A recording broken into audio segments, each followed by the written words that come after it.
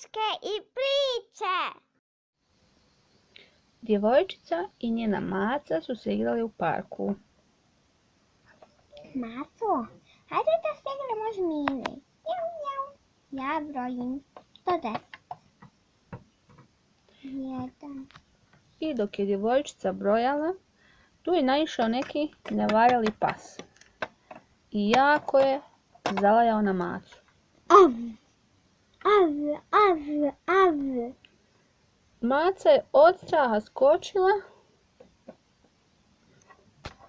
na vrh obližnjeg stuba. Kada se djevojčica vratila, 9, 10. Mjau, Maco, što si se popela gore? Možeš li sići? mjau, mjau, tužno je zamjaukala maca, a djevojčica je počela plakati jer nije znala šta da radi.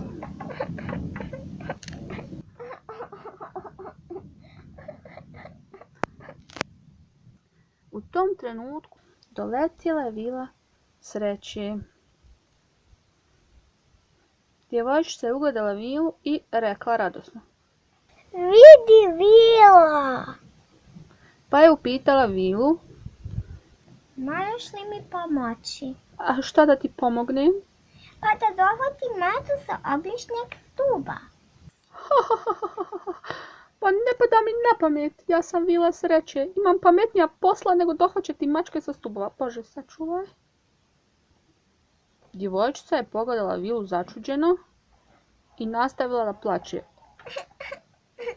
Uplakana je otrčala svojoj kući da potraži pomoć. Vila je sjela da se odmori, a nije znala da je posmatra kraljica svih vila, vila Vinks. Ne mogu da vjerujem kako si postupila prema onoj djevojčici i jadnoj maci na stubu. Zaista ne znam šta ne možeš da vjeruješ. Tvoj posao nije da usrećuješ samo sebe, već i sve ljude na svijetu, a posebno malu djecu, dječake i djevojčice. Pošto si tako sebična, kaznit ću te oduzimanjem tvojih krila. Vila Vinks je poletjela, zamahala je svojim krilima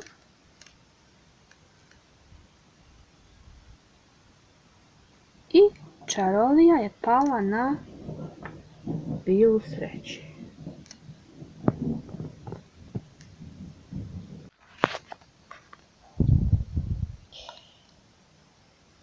U tren oka vila sreće je ostala bez krila. Jao ne, šta da radim, šta si mi to učinila?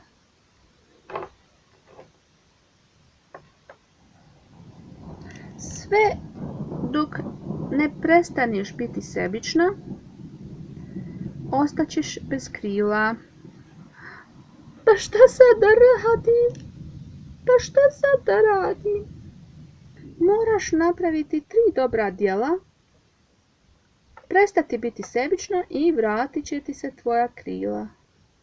Zbogom vilo sreće, rekla je vila Vinks i odletjela u nepoznatom pravcu. Ne, sačekaj, čekaj. Ali bilo je prekasno. Vila je ostala bez krila. Počela je plakati kao ona djevojčica koju nije željela pomoći. Tada je iznenada došao bijeli štakor.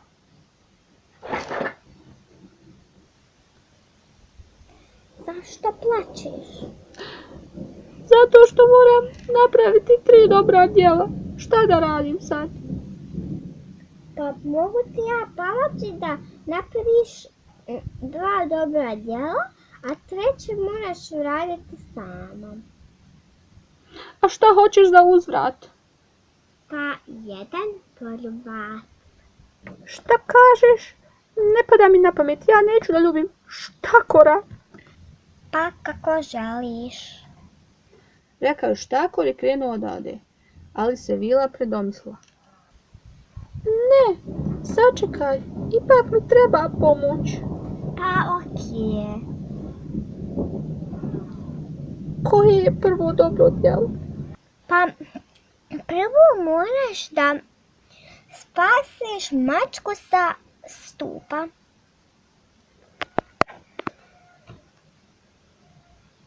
Pa kakva mi je to pomoć? To sam znala i sama.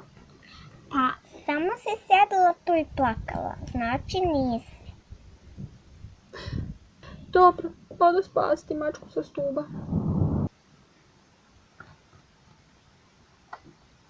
Vila bez krila je spasila mačku. Ispustila je sigurno na zemlju. Mjau, baš sam gladna. Zamjaukala je mala maca, a Vila se sjetila da joj dohvati Malo mlijeka.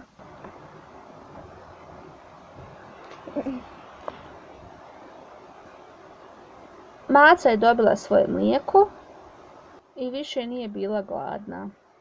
Jadna maca sigurno je bila veoma gladna. U tom trenutku pojavio se bijeli štakor i rekao je Vili. Ovo ti je prvo dobro djelo danas. A šta je moje drugo dobro djelo? Šta da uradim? Koje će mi biti drugo dobro djelo? Pošto uskoro pada mrak, ajde prvo da spavamo pa ćemo sutra dobro djelo. Ja sam ljepša, ja imam punđicu. Ja sam ljepša, ja imam repić. Ne ja sam ljepša, ja sam ljepša. Ja. Svađu dvije djevojčice u parku primijetio je bijeli štakor i brzo otrčao pronaći Vilu. Vilu sreće. Izvoli, šta ti treba štakore? Jesi li smislio novo dobro djelo? Jesam. Tako je, Vilo, smislio sam novo dobro djelo. U parku imaju dvije djevojčice, svađaju se, koja je ljepša. Ako ih uspiješ pomiriti, siguran sam da ćeš zaraditi svoje drugo dobro djelo. Svakako ću pokušati. Hvala ti što si mi pomogao da nađem novo dobro djelo. Rekla je Vila i krenula je prema parku. Ja sam ljepša, ne ja sam ljepša. Više ti nisam drugarica, ni ja tebi. Drage djevojčice, pa nije lijepo da se tako ponašate, zar vi niste prijateljice? Bile smo. Ja tako kažem. A zašto sada niste? Zato što ona uporno govori da je ona ljepša. Ne, ti uporno govoriš da si ti ljepša, a ja sam ljepša. Pa vi ste prekrasne djevojčice i svaka je lijepa na svoj način. I nije lijepo da se svađate oko ljepote. Sjetite se šta odrasli kažu za ljepotu. Ljepota je prolazna. Pa tako je, drage moje djevojčice. Sad sam se sjetila i ja. Hoćeš mi ponoviti, drugarica? Hoću. A ćemo sutra zajedno raditi domaći. Može.